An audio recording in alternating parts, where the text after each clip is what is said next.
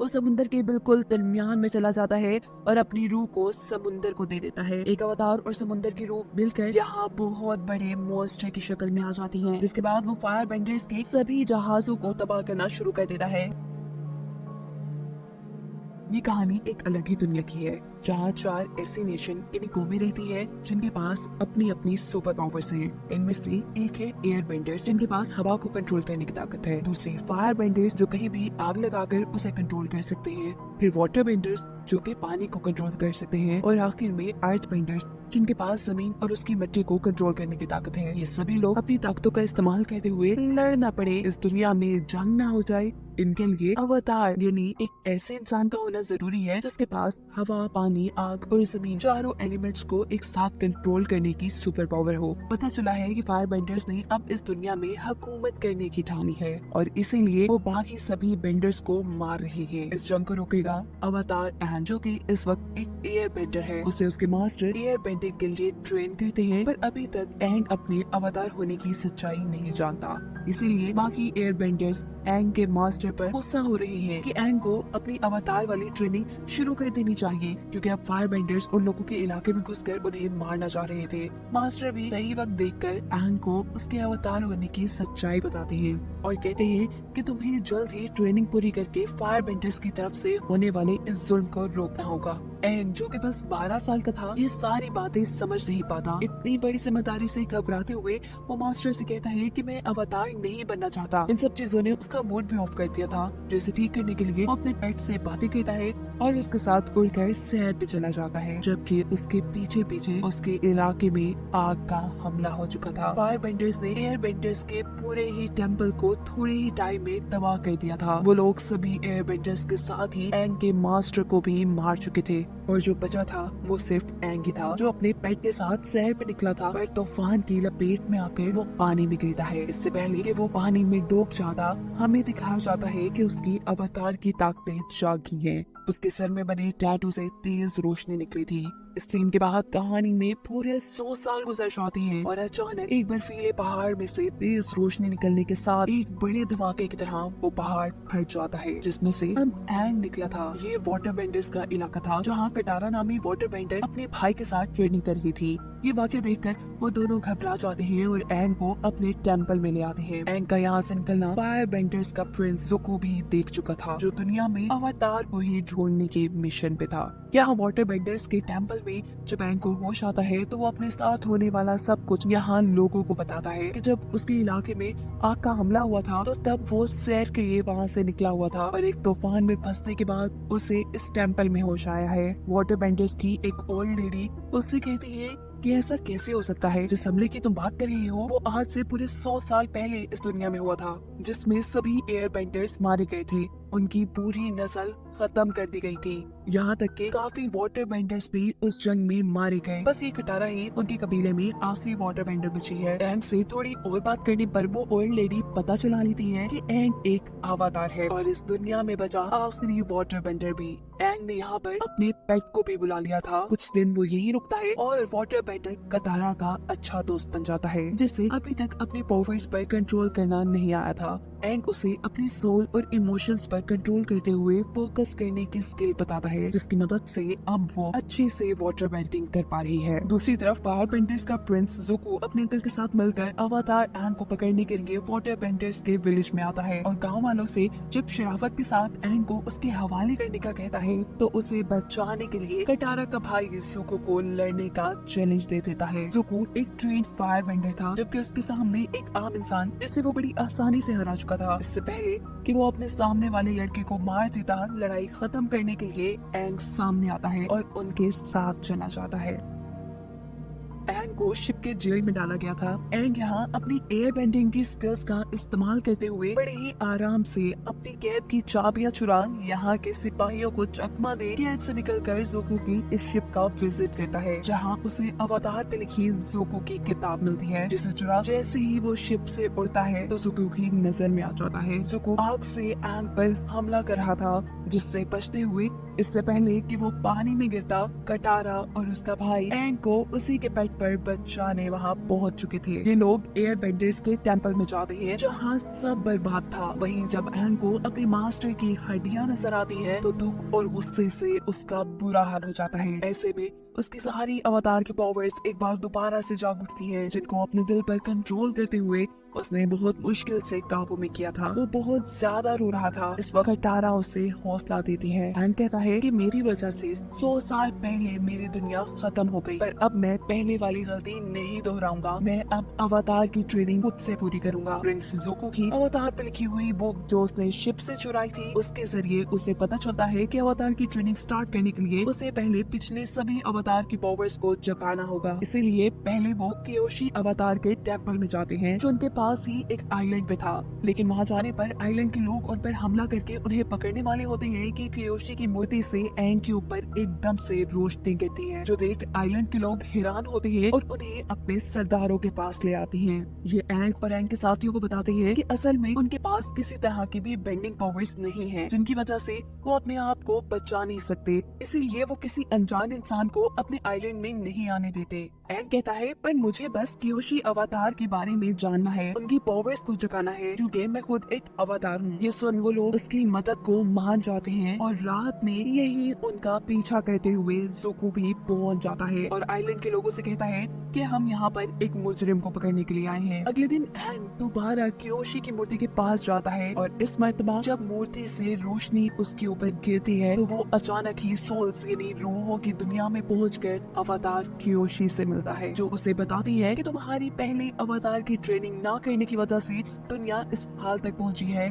और अब भी अगर तुमने ट्रेनिंग ना की तो वाटर बेंडर्स का इलाका भी तबाह हो जाएगा, जिसके विजन्स भी कियोशी ने एंग को दिखाए थे। वो कहती है कि ट्रेनिंग तुमने खुद से अकेले रहकर करनी है, सबका साथ छोड़कर, क्योंकि हमारे गरीबी लोग ही हमारी कमजोरी होती है और अवतार कमजोर नहीं हो सकता। जिसके फौरन बाद कियोशी अपनी अवतार वाली पावर्स का इस्तेमाल करते हुए एंग की बॉडी पर कब्जा करके अपनी इंसानों वाली दुनिया में लोगों की मदद के लिए आती है, जहां उसे पता चल गया था कि उसके लोग मुश्किल में हैं। उनके ऊपर फायर बेंडर्स ने हमला कर दिया था। इस जगह पहले कटारा ज़ुको से लड़ रही थी, वो उसे अच्छी टक्कर देना चाहती थी, पर अभी खुद पूरी तरह ट्रेन ना होने की वजह से वो ऐसा नहीं कर पाती। पर कियोशी ने तो कुछ ही देर में अपने चारों एलिमेंट्स की बेंडिंग पावर्स का इस्तेमाल करते हुए फायर बेंडर्स के सभी सिपाहियों को वहाँ से दूर गिराया था। सभी डर कर यहाँ से भाग चुके थे, जिसके बाद कियोशी एंग की बॉडी से निकल जाती है और वो अपनी असल हालत में आ जाता है। गांव वाले एंग का शुक्रिया करते हैं क्योंकि उन्हें तो एंग ही अपने दुश्मनों से लड़ता नजर आया था। जिसके बाद एंग अपने साथियों के साथ वाटर बेंडर्स के इलाके की तरफ चल पड़ता है, क्योंकि उसे कियोशी ने बताया था कि वाटर बेंडर्स के इलाके में अब बहुत बुरा हमला होने वाला है। इसलिए वो पहले वाटर बेंडिंग सीखकर उस इलाके को बचाने का इरादा करता है। इस सीन में दिखाया जा रहा है कि अवतार कियोशी के आइलैंड से हारने के बाद ज़ुको के ही आर्मी के लोग मिलते हैं, जो उससे पहले उसका साथ ना देने की वजह से माफी मांग रहे थे। ये आदमी ज़ुको से कहता है कि अगर आप पहले ही हमें अवतार के मिलने के बारे में बता देते तो हम जरूर आपका साथ देते। ज़ुको इस आदमी से कहते हैं ठीक है, ये बात तुम्हें पता चल गई, पर तुम अब ये बात किसी को नहीं बताओगे। लेकिन वो तो ये खबर ज़ुको के डैड को यानी फायर बेंडर्स के राजा को बता चुका था। जो खबर सुनते ही वो अपनी बेटी से कहते हैं कि देखो ज़ुको काबिल बनता जा रहा है, उसने अवतार को भी ढूंढ लिया है। ये बात सुनकर आमतौर पर तो उसकी बहन को खुश ही होना चाहिए था, लेकिन वो खुश इसलिए नहीं थी क्योंकि वो अपने डैड के बाद फायर बेंडर्स की खुद मलका बनना चाहती थी और इसका एक तरीका यही था कि वो ज़ुको से ज्यादा काबिल बने। जहाँ वाटर बेंडर्स के इलाके की तरफ उड़ते हुए एंग को अपने ही जैसा एक एयर बेंडर मिलता है जो हवा में उड़ रहा था। एंग फौरन ही उसका पीछा करते हुए एक ऐसे शहर में आता है जहाँ सभी अर्थ बेंडर्स रहते थे, जो जमीन, पत्थरों और जमीन की मिट्टी को कंट्रोल कर सकते थे। एंग बेचारा ये देखकर थोड़ा उदास हो जाता है कि उसे जो बच्चा उड़ता हुआ दिखाई दिया था वो कोई एयर बेंडर नहीं था, बल्कि एक साइंटिस्ट का बेटा था और अपने डैड के दिए एक गैजेट की मदद से उड़ पा रहा था। ये लोग उस साइंटिस्ट से भी मिलते हैं जो उन्हें बताता है कि फायर बेंडर्स अक्सर यहाँ पर आग के धमाके करते रहते हैं, जिनसे बचने के लिए उसने काफी सारी इन्वेंशंस की है। साथ ही उसने बादशाह के लिए बहुत से हथियार भी बनाए थे। साइंटिस्ट का बेटा एंग से कहता है कि तुम तो एक एयर बेंडर हो ना, तुम हमारी मदद कर सकते हो। दूसरी तरफ इसी बच्चे के उड़ने की खबर फायर बेंडर्स को भी पता चलती है कि अर्थ बेंडर्स के एक इलाके में उड़ता हुआ लड़का दिखाई दिया है। जरूर वो एक एयर बेंडर होगा। फायर बेंडर्स का प्रिंस ज़ुको इस बार भी अकेले अपने अंकल के साथ इस अर्थ बेंडर्स के शहर में आने का डिसाइड करता है और इसी शहर में कटारा एक ऐसे लड़के का पता चलाती है जो फायर बेंडर्स के लिए जासूसी कर रहा था, और जब वो अपने साथी के साथ उनका पीछा करती है तो उन्हीं के हाथों पकड़ी जाती है। ये सभी फायर बेंडर्स मिलकर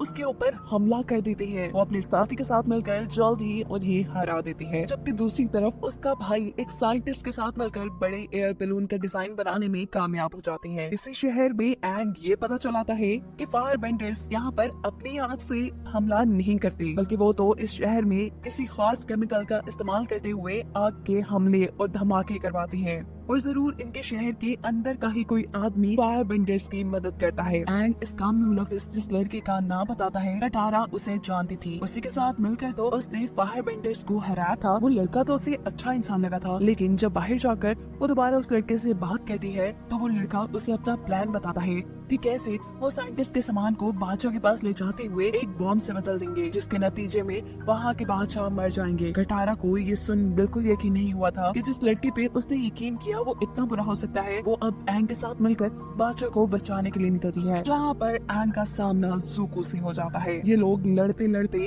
शहर की तरफ आ जाते हैं। ज़ुको जब अपनी फायर से एंग पर हमला करता है तो यहाँ शहर में आग लग जाती है, जिससे एंग अपनी एयर बेंडिंग स्किल्स की मदद से बुझाने में लग चुका था। अर्थ बेंडर्स को भी यहाँ फायर बेंडर के आने का जब पता चलता है तो उनके सिपाही फायर बेंडर को पकड़ने के लिए आ जाते हैं, और तब ज़ुको के अंकल इन सभी सिपाहियों के सामने अपनी फायर बेंडिंग की स्किल्स दिखाते हैं, ताकि इन सब का ध्यान प्रिंस ज़ुको की तरफ जाए ही ना, जिसके नतीजे में अंकल और एंग दोनों ही पकड़े जाते हैं। इसी दौरान फायर बेंडर्स का जब एक साथी बादशाह को मरवाने के लिए बम वाले एक बॉक्स के ऊपर आग से जले एक तीर से हमला करने वाला होता है, तो कटारा अपनी वाटर बेंडिंग स्किल्स का इस्तेमाल करते हुए उस तीर को बुझाकर बादशाह की जान बचा लेती है। यहाँ कटारा का भाई साइंटिस्ट से पूछता है कि तुम बादशाह के खिलाफ ही काम क्यों कर रही हो, जिस पर वो जवाब देता है कि ये करना मेरी मजबूरी है। फायर बेंडर्स ने मेरे बेटे को मारने की धमकी दी हुई है। कटारा एंग से कहती है कि सारी बातें छोड़ो, हमें एंग को बचाने के लिए महल में जाना होगा, और साइंटिस्ट महल के खुफिया रास्ते के बारे में इन दोनों को बताता है, जो जेल तक जाता था। सीन कट होकर हमें एक पास्ट का सीन दिखाया जाता है। 100 साल पहले जब एंग छोटा था, उसका एक दोस्त हुआ करता था, बहुत ही अच्छा,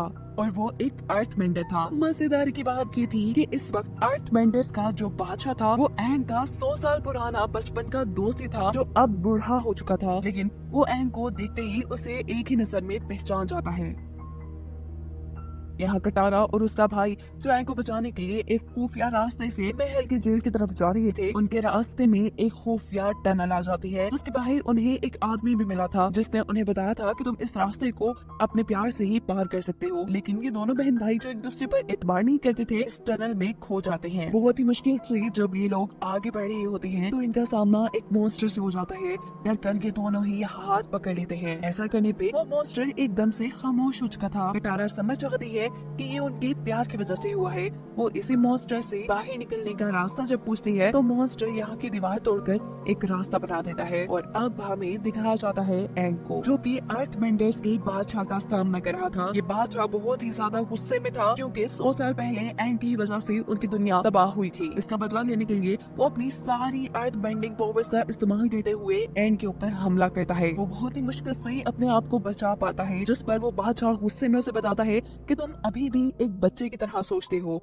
अवतार की तरह नहीं, और बच्चों के साथ मिलकर ही अजीब काम कर रहे हो। पर एंग जवाब में कहता है, मैं कुछ भी गलत इस बार नहीं सोच रहा, मैं हर हाल में इस मर्तबा दुनिया को हर बर्बादी से बचाऊंगा, और इसमें मुझे तुम्हारी जरूरत भी पड़ेगी। ये सुन वो बादशाह खुश होकर उसे छोड़ देता है। दिखाया जाता है कि जंगल से गुजरते हुए ज़ुको के अंकल को जिस नई जेल में ले जाया जा रहा था, रास्ते में ही ज़ुको अर्थ बेंडर्स के सिपाहियों पर हमला करके अपने अंकल को छुड़वा लेता है, और हमें पास का एक सीन दिखाया जाता है, जिसमें हमें ज़ुको और उसके अंकल के रिलेशन के बारे में पता चलता है। जुको ने उनका एक बेटे की तरह ख्याल रखा और जब जुको को अपने फादर की तरफ से अवतार को ढूंढ लाने तक उनके इलाके में ना आने की सजा दी, तो तब अंकल ने उसके साथ आने का फैसला किया और तब से अब तक ये लोग साथ थे। ये दोनों मिलकर सभी सिपाहियों को अपनी फायर बेंडिंग स्किल से मार गिराते हैं। जबकि दूसरी तरफ हमें दिखाया जाता है कि एंग और कटारा दोबारा वाटर बेंडर्स के इलाके के लिए निकल चुके हैं। यहाँ पर एंग कटारा से कहता है कि तुमने जल्द ही वाटर बेंडिंग काफी अच्छे से सीख ली है, जिसका जवाब कटारा देती है कि मैं अपनी वाटर बेंडिंग स्किल्स को अपनी दादू की किताब की मदद से बढ़ा रही थी। इन्हीं बातों के दौरान रास्ते में जंगल के अंदर उन्हें आग लगी दिखाई देती है। जब ये लोग वहाँ उतरकर चेक करते हैं तो यहाँ एक छोटा सा गांव था। एक आदमी एंग को बताता है कि पहले कुछ यहाँ पे मॉन्स्टर्स थे जो इंसानों को गायब कर लिया करते थे और फिर फायर बेंडर्स ने भी यहाँ पर हमला करके हमारे इस इलाके को तबाह कर दिया। एंग को भी यहाँ पर एक दूसरे डायमेंशन की एनर्जी महसूस हो रही थी। सीन कट होकर हमें फायर बेंडर्स के शहर में जुको की बहन को दिखाया जाता है, जो अपने डैड को कह रही थी कि उन्हें आर्मी जर्नल की मदद से अवतार को ढूंढ लाना चाहिए। उसके डैड कहते हैं ठीक है तुम ये भी करके देख लो, लेकिन जो अवतार को पहले लेकर आएगा वही यहाँ का राजा बनेगा। ये काम चाहे पहले तुम करो या जुको, पर ये बात याद रखना कि जुको बड़ी ही तेजी से आगे बढ़ रहा है। ये सुन वो लड़की काफी गुस्से में आ जाती है। जबकि इस सीन में हमें दिखाया जाता है कि तबाह हुए गांव के अंदर जहां एंग को दूसरे डायमेंशन की एनर्जी महसूस हो रही थी, वो अपनी अवतार वाली स्किल्स का इस्तेमाल करते हुए अपनी और अपने दोस्तों की सोल को उस दूसरी डायमेंशन के अंदर ले जाता है, जहां उनके सामने एक अजीब सा मॉन्स्टर आता है जो गुस्से में इन तीनों को एक ही हाथ से मारकर दूर गिरा चुका था और बहुत जोर से चिल्ला रहा था। इसी दुनिया में कटारा के भाई को एक फॉक्स मिलती है जो उसे कहती है कि जिस मॉन्स्टर को तुमने देखा है वो काफी दर्द में है, तुम उसे दर्द से निकाल दो, तुम्हारी सारी मुश्किलें हल हो जाएंगी। यहाँ दिखाया जा रहा है कि कटारा को कटारा की मॉम इसी दुनिया में नजर आ रही है। वो अपनी मॉम के पास जाना चाहती है, लेकिन अचानक ही फायर बेंडर्स का उनके ऊपर हमला हो जाता है, जिनसे बचाने के लिए कटारा की मॉम कटारा को एक जगह पर छुपा देती है और फिर फायर बेंडर्स उसकी आंखों के सामने उसकी मॉम को जलाकर मार देते हैं। ये उसकी बचपन की यादें थी जिनमें वो पूरी तरह खो चुकी थी कि अचानक एक नया मॉन्स्टर उसके सामने आकर उसे कैद कर लेता है।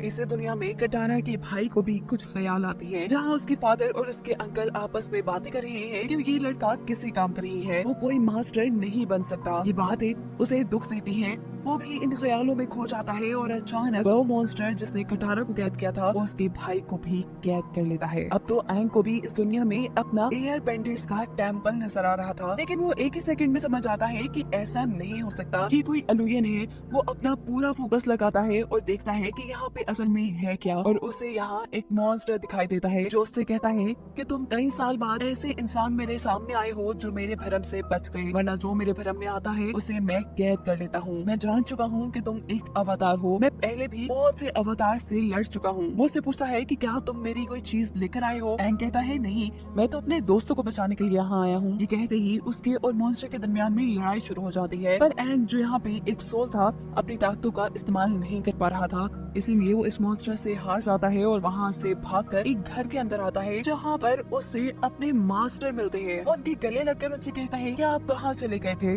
मुझे आपकी जरूरत है। अब एंग इनसे पूछता है कि मैं इस मॉन्स्टर से अपने दोस्तों को कैसे बचाऊं। मास्टर बताते हैं कि ये मॉन्स्टर लोगों को उनकी पुरानी यादों के जरिए कैद करता है, पर अवतार इसके जाल में नहीं फंसते। पिछली मर्तबा फायर नेशन के एक अवतार ने इनको अच्छी टक्कर दी थी और वो उनकी कोई खास चीज चुरा ले गया था। अगर तुम अपने दोस्तों को बचाना चाहते हो तो तुम जाकर इस मॉन्स्टर की वो चीज ले आओ। पर फायर बेंडर्स तो उनके दुश्मन थे, उनके इलाके में जाना एंग के लिए काफी खतरनाक साबित हो सकता था, पर एंग के पास कोई और रास्ता भी नहीं था, इसीलिए वो अब जल्दी से इस सोल की दुनिया से असल दुनिया में वापस आता है और फायर बेंडर्स के इलाके की तरफ बढ़ जाता है। यहाँ पर एक आदमी, एक फायर बेंडर जिसे लगता था कि चारों किस्म के बेंडर्स के दरमियान में अमन होना चाहिए, वो एंग की मदद के लिए मान जाता है और एंग को अपने अवतार वाले टेम्पल में लेकर आता है, जहाँ अवतार की जमा की हुई काफी सारी चीजें थी। पर एंग को अब ये समझ नहीं आ रहा था कि इसमें से मॉन्स्टर की अहम चीज क्या होगी। इससे पहले कि वो यहाँ से कुछ उठाता, यहाँ पर दूसरे फायर बेंडर्स एंग को पकड़ने के लिए आ जाते हैं। अच्छा फायर बेंडर एंग से कहता है कि तुम अपना काम करो, इनको मैं खुद संभाल लूंगा। वो उन फायर बेंडर्स को संभालने की कोशिश में लग जाता है, जबकि एंग अपनी अवतार वाली पावर्स का इस्तेमाल करते हुए फायर बेंडर्स के अवतार से मिलता है, जो उसे बताते हैं कि मेरे पास उस मॉन्स्टर की माँ की मूर्ति है। वो अब असल दुनिया में वापस आकर जल्दी से वो मूर्ति उठाकर मॉन्स्टर के पास जाने ही वाला था कि यहाँ एक और मॉन्स्टर एंग के ऊपर हमला कर देता है। ये मॉन्स्टर एक बाउंटी हंटर का था जिसे ज़ुको और उसके अंकल ने अवतार को पकड़ने के लिए हायर किया था। ऐसे एंग उन दोनों के कब्जे में आ जाता है। एंग इन दोनों को समझाता है कि प्लीज मुझे थोड़ा वक्त दे दो, मुझे अपने दोस्तों को बचाने दो, फिर मैं दोबारा खुद तुम्हारे पास आ जाऊंगा। जिस पर ज़ुको उसे जवाब देता है कि दूसरों को बचाने की सोच हमें कमजोर बना देती है। और यही से हमें एक पास्ट का सीन दिखाया जाता है जहाँ पर ज़ुको के डैड जंग में लड़ने की एक स्ट्रेटेजी बना रहे थे, जिनके मुताबिक वो काफी सारे अपने ही सोल्जर्स को मरवा कर दुश्मन को डिस्ट्रैक्ट करके खत्म कर देंगे। पर इस ख्याल पे ज़ुको को कहना था कि हमें अपने लोगों को नहीं मरवाना चाहिए। अपनी स्ट्रेटेजी पे सवाल उठाने की वजह से ज़ुको के डैड उससे कहते हैं कि तुम्हें इसकी सजा जरूर मिलेगी। सीन कट होकर हमें प्रेजेंट में दिखाया जाता है कि ज़ुको के डैड ने ज़ुको के ही सामने अपनी आर्मी भेजी थी, जो उनसे कह रही थी कि तुम आराम से अवतार को हमारे हवाले कर दो, नहीं तो हमारे पास तुम्हें मारने तक के ऑर्डर्स हैं। ना चाहते हुए भी ज़ुको को अवतार को अपने डैड के सिपाहियों के हवाले करना पड़ा था। ये लोग एंग को ले जाकर एक टेंपल में बांध देते हैं और रात होने पर उसे कोई बचाने के लिए आ जाता है। यहाँ हमें एक फाइट दिखाई जाती है जिसमें एंग और उसे बचाने वाला सिपाही बाकी सभी सिपाहियों से लड़ते हैं और यहाँ से गायब हो जाते हैं। एंग देखता है कि उसे बचाने वाला और कोई नहीं बल्कि ज़ुको ही था। वो ये देखकर हैरान भी होता है और ज़ुको से कहता है कि तुम काफी अच्छे हो, तुमने मेरी मदद की, हालांकि तुम मेरे दुश्मन थे और तुम्हारी अवतार पर लिखी हुई किताब वो भी बहुत शानदार है, तुम बहुत ज़हीन हो। ज़ुको कहता है पागल मत बनो, मैं अभी भी तुम्हारा दुश्मन हूँ और किसी भी हाल में तुम्हें खुद पकड़कर अपने इलाके में जाना चाहता हूँ। ये बात कहते ही वो एंग के ऊपर हमला कर देता है और दोनों एक दूसरे से लड़ने लग जाते हैं। एंग उसके हमले का मुकाबला करते हुए उसी को गिरा देता है और उससे कहता है कि मुझे लगता है कि तुम्हारे चेहरे के साथ साथ तुम्हारे दिल पे भी एक गहरी चोट है। और इस कहानी को जानने के लिए हमें पास्ट में दिखाया जाता है कि ज़ुको के डैड ज़ुको से लड़ रहे हैं। ज़ुको उन्हें अच्छी टक्कर देता है लेकिन चाहकर भी उन्हें मार नहीं पाता, जिस पर उसके डैड उसे कहते हैं कि दूसरों को बचाने की चाह हमें कमजोर बना देती है। ज़ुको ने अपने डैड को ना मारकर अपने आप को कमजोर साबित कर दिया था और इससे पहले भी उसने अपने डैड की बनाई एक स्ट्रेटेजी पे सवाल उठाया था। इन दोनों चीजों की सजा उसके डैड उसकी एक आंख जला कर देते हैं। सीन कट होकर दोबारा प्रेजेंट भी शिफ्ट होता है जहाँ एंग ज़ुको को एक बोट में बिठाकर उसे वहाँ से ये कहते हुए भेज देता है कि मैं अपने दोस्तों को बचाने के बाद तुमसे जरूर मिलूंगा। ज़ुको उसके ऊपर आग से हमला करता है जिसका एंग के ऊपर कोई असर नहीं होता। सीन कट होकर पास्ट में हमें दिखाया जाता है कि जब ज़ुको की आंख जली हुई थी तब उसके डैड उसके पास आकर कहते हैं कि तुम्हें जंग में एक सिपाहियों के बैच को बचाने की बहुत पड़ी थी, इसीलिए अब तुम्हारी सजा है कि तुम उसी बैच के साथ हमारे इस इलाके से निकल जाओगे, तब तक के लिए जब तक तुम्हें कोई अवतार नहीं मिल जाता। नए सीन में दिखाया जाता है कि एंग दोबारा जली हुई गांव में आकर दूसरे डायमेंशन में पहुंच चुका था। वो वहाँ मॉन्स्टर की गुमी हुई मूर्ति वापस करता है, जिसके बदले ये मॉन्स्टर वहाँ सभी इंसानों को आजाद कर देता है। एंग को यहाँ कटारा और उसका भाई मिले थे, जिनको देखने से ज्यादा वो इस चीज से खुश था कि बाकी गांव वाले अपने गुमे हुए लोगों से मिलकर काफी खुश हो रहे थे। ये लोग फाइनली अब वाटर बेंडर्स के इलाके में पहुंच जाते हैं, जहाँ सभी वाटर बेंडर्स अवतार को देखकर इसलिए खुश हैं कि वो जानते हैं कि फायर बेंडर्स उनके ऊपर हमला करने वाले हैं और अवतार के यहाँ होने की वजह से वो उनसे जंग बहुत ही आसानी से जीत जाएंगे। जबकि फायर बेंडर्स के इलाके के अंदर ज़ुको की बहन यहाँ कुछ लोगों से फाइट कर रही है अपनी फायर बेंडिंग स्किल्स के जरिए और उसके डैड उसकी स्किल्स को देखकर कहते हैं कि नहीं, तुम तो बहुत स्लो,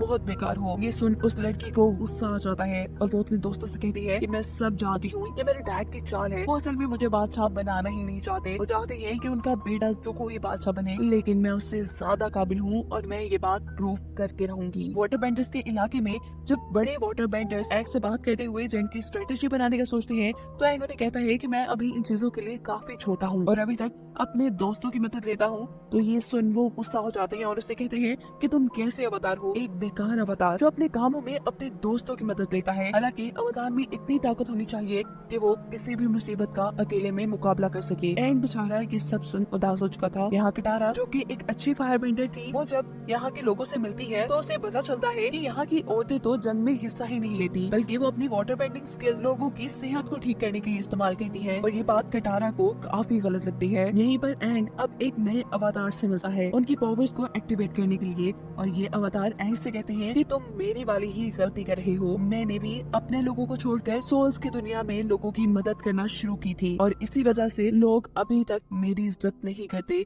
और यही सब तुम्हारे साथ भी हो रहा है। तुम्हें अपने दोस्तों को छोड़कर अपनी ट्रेनिंग पर ध्यान देना चाहिए। इन्हीं वाटर बेंडर्स के इलाके के अंदर कटारा के भाई को एक लड़की मिलती है सफेद बालों वाली, जिससे मिलकर उसे लगता है कि वो पहले उससे मिला हुआ है। अचानक उसे याद आता है कि ये लड़की उसे सोल की दुनिया में मिली थी, उस फॉक्स की शक्ल में जिसने उसे मॉन्स्टर की मदद करने को कहा था। पर ये कितना अजीब था कि एक लड़की सोल्स की दुनिया में भी हो और असल दुनिया में भी। तब ये लड़की उसे बताती है कि असल में बचपन में मैं बहुत बीमार रहती थी, इसीलिए मेरे डैड ने चांद की रूह से मदद मांगी, जिस चांद की मदद से ही हम लोग वाटर बेंडिंग कर सकते हैं। चांद की रूह ने मुझे अपनी रूह का थोड़ा सा हिस्सा दे दिया, जिसकी वजह से आज मैं जिंदा भी हूँ और किसी भी वक्त इस इंसानों की दुनिया से सोल्स की दुनिया में भी जा सकती हूँ।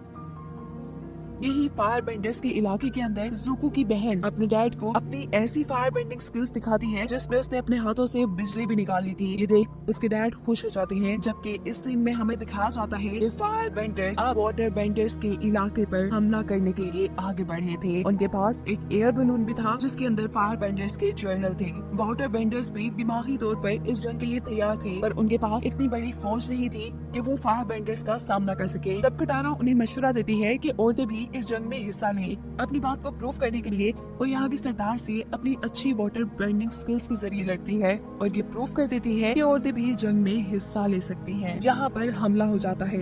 एंग, कटारा और सभी लोग इस हमले को रोकने में लग जाते हैं, लेकिन ज़ुको के अंकल अपने जर्नल को कहते हैं कि आज पूरा चांद है, वाटर बेंडर्स को अपनी ताकत चांद से मिलती है, इसीलिए आज वो लोग तुमसे हार नहीं सकते। और तब जर्नल ज़ुको के अंकल को बताता है कि मेरा प्लान तो उन्हें हराना है ही नहीं, बल्कि मेरा प्लान तो कुछ और ही है। मुझे पता है कि ऐसा चांद साल में एक मर्तबा आता है और जिस दिन चांद पूरा गोल और इस तरह चमकदार होता है, उस दिन चांद की सोल और समंदर की सोल यही पीछे झरने के अंदर मिलती है। वो कहते हैं कि मैं उन दोनों सोल्स को ही मार दूंगा। ज़ुको के अंकल जर्नल से कहते हैं कि ये बहुत ही गलत आइडिया है, ऐसा करने से सोल्स की दुनिया में और इस दुनिया में बहुत बड़ा नुकसान हो सकता है, तबाही मच सकती है। लेकिन वो जर्नल कहता है कि मुझे इस चीज की कोई परवाह नहीं। वो अब झील के पास पहुंच जाता है चांद की रूह को ढूंढने के लिए, जबकि दूसरी तरफ ज़ुको एंग को पकड़ने के लिए यहाँ पे आ चुका है, जिससे कटारा अब लड़ रही है। और इस मर्तबा कटारा अपनी वाटर बेंडिंग की स्किल से बहुत ही आसानी से ज़ुको को अपनी कैद में कैद कर चुकी थी। यहीं पर वो जर्नल चांद की रूह को मारने लगता है। ज़ुको के अंकल उसे कहते हैं कि चांद की रूह की ताकत काफी ज्यादा होती है, एक अवतार से भी ज्यादा, तुम उसे नहीं मार पाओगी।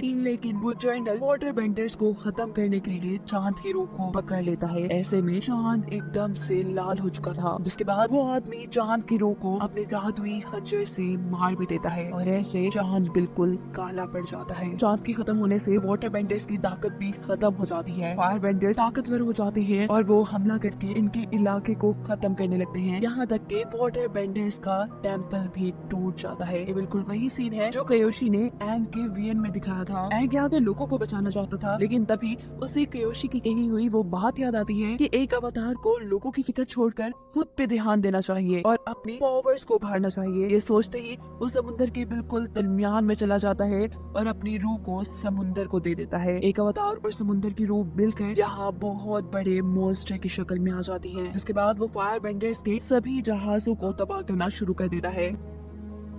ज़ुको ये देखकर उससे लड़ने के लिए आगे बढ़ता है और ज़ुको को जिंदा देखकर फायर बेंडर्स का जर्नल गुस्से में आ जाता है, क्योंकि उसने तो ज़ुको को अपनी तरफ से मरवा दिया था। ये दोनों अवतार से लड़ना छोड़कर आपस में ही लड़ना शुरू हो जाती हैं। ज़ुको इसको बहुत मारता है और जब वो उसे हरा देता है तो तब ये आदमी ज़ुको को कहता है कि तुम्हें क्या लगता है कि तुम इस अवतार को पकड़ के भी ले जाओगे तो क्या तुम्हारे डैड तुम्हें बादशाह बना देंगे? अरे नहीं, वो तो तुम्हें बेवकूफ बना रही है। वो तुम्हें आगे रखकर असल में तुम्हारी बहन को जोश दिलाती है, जिसकी वजह से वो तुमसे ज्यादा ताकतवर बन रही है और वो उसी को असल बादशाह बनाना चाहती हैं। और मैं भी तुम्हारी जान का दुश्मन क्यों हूँ? इसीलिए कि ये भी तुम्हारे डैड का ही हुक्म है। यही सीन कट होकर हमें उस लड़की को दिखाया जाता है जो चांद के सोल के टुकड़े की वजह से जिंदा थी, जिसे हमने फॉक्स की शक्ल में सोल्स की दुनिया में भी देखा था। वो अभी भी कटारा के भाई से बात कर रही थी। वो कटारा के भाई को कहती है कि एक मर्तबा चांद ने मुझे अपनी सोल का टुकड़ा देकर मुझे जिंदा किया था और आज चांद को मेरी जरूरत है। ये कहते ही वो पानी के अंदर डूब जाती है, अपनी सोल को समुद्र और चांद के हवाले कर देती है और ऐसे चांद एक मर्तबा फिर से जिंदा होकर आसमान में चमकने लगता है। सब कुछ ठीक होने के बावजूद भी एंग अभी भी एक मॉन्स्टर की शक्ल में ही था। वो वाटर बेंडर के इस इलाके के काफी तबाह होने की वजह से अभी भी गुस्से में था। जब कटारा उसे कहती है, एंग तुम बहुत अच्छे हो, तुम हमारे साथी हो, हम तुम्हारी फैमिली है, हम तुम्हें कमजोर नहीं कर रहे, बल्कि हम लोग तो तुम्हारी ताकत है, तुम अपने आप को ऐसे जाया मत करो, यहाँ के लोगों को तुम्हारी जरूरत है। ये सारी बातें सुनकर एंग का गुस्सा ठंडा होता है और वो पानी से बाहर निकल कर आता है एक बहुत ही ताकतवर अवतार की शक्ल में। पर बाहर आने पे भी वो दुखी था।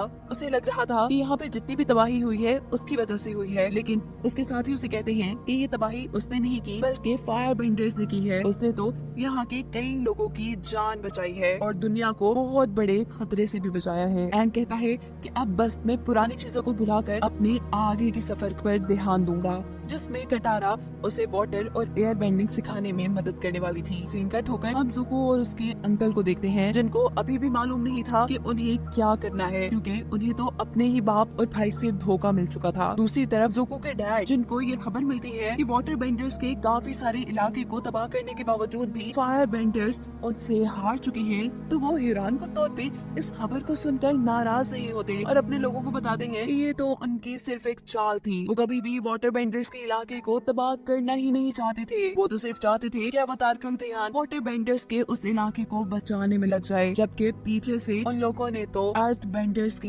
इलाके पे कब्जा कर लिया था, वो भी अपनी बेटी के जरिए। जहाँ उनके लोग उससे पूछते हैं कि जुको का क्या होगा, जिस पर जुको के डैड कहते हैं कुछ नहीं, कभी कभार हमें बड़ी बड़ी चीजों के लिए ऐसे कमजोर लोगों की कुर्बानी देनी पड़ती है। अर्थ बेंडर्स के इलाके पर कब्जा करके जुको की बहन बहुत ज्यादा खुश थी और कहानी के आखिर में हमें जुको के डैड अपने साथियों को ये बताते हुए दिखाए जाते हैं कि अब अर्थ के ऊपर से एक फायर बॉल गुजरने वाला है, जिसकी वजह से उनकी ताकतें और भी बढ़ जाएंगी। कहानी यहाँ खत्म हो जाती है।